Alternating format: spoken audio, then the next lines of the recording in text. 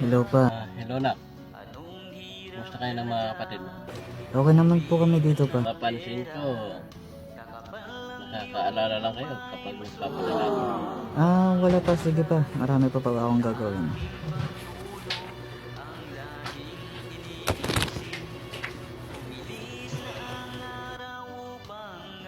Two hours later.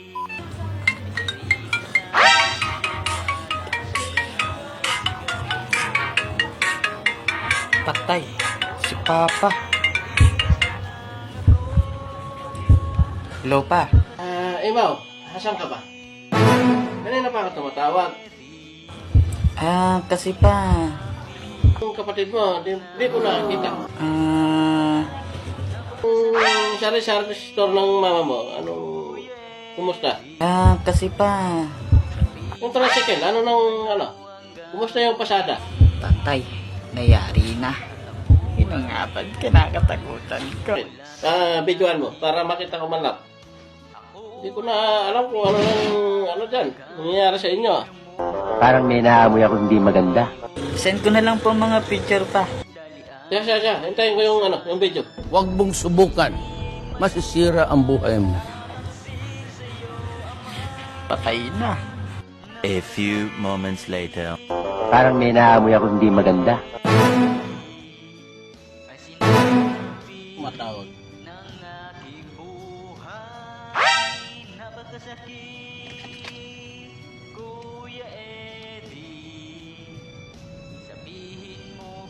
Maw.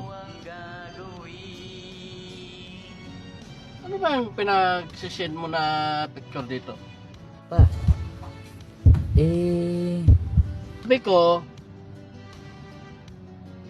yung sari-sari store nyo, picture mo, bakit balot na lang ito nandito?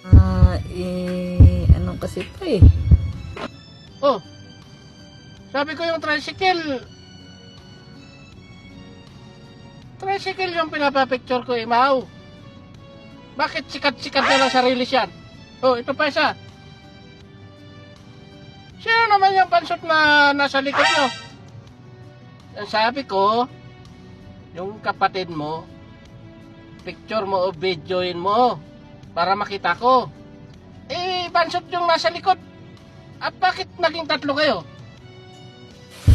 Patay. Nayari na.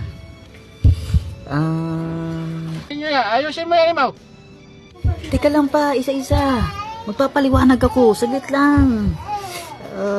O sige. Paliwanag mo sa akin. Parang may naamoy ako hindi maganda. Kasi yun pa, yung tricycle, bininta ko po.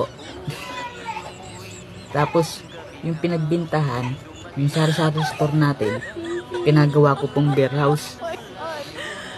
Oh my God! Madami nga pang customer pa lalo na paggabi. Saka malakas din ang kita. Kaso lang, na-raid po nung nakaraang linggo. Kaya, balot na lang yung negosyo natin ngayon pa.